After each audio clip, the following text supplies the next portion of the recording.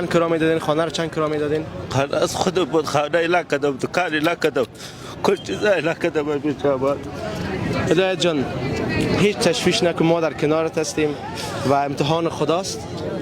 این روز سخت است ولی باید تحملش کنیم. قوی باش مرد خدا و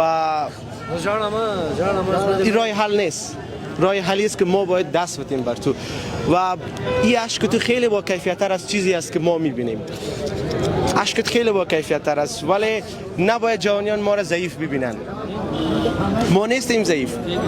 این مشکلات که بالای ما آمده تحمل میکنیم. ضعیف نیستیم، قوی باشیم. خوب من هر چه دزل سب کورس لورزر 500 بخی کرایه و 6000 15000 هرارم چرته لارزم چه شوق کړه به دغه دکانه کې پاتې یو چا نسب لک دکانونه به دغه صفات سو دغه پرې کود کور به خپل کور به پرې کود بس باز لاس تړلې ونی ولا مراړو دلته خوځ کړ.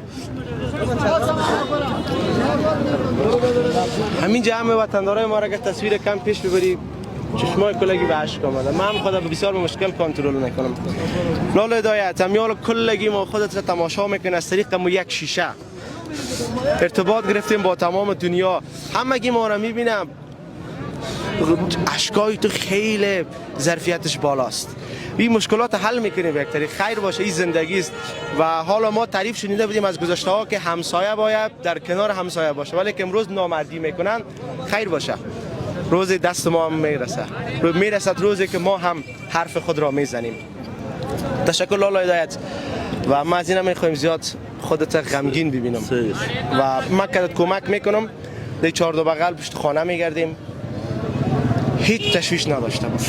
در کنار هستیم. کلگی که جستاد است به خاطر خودت است.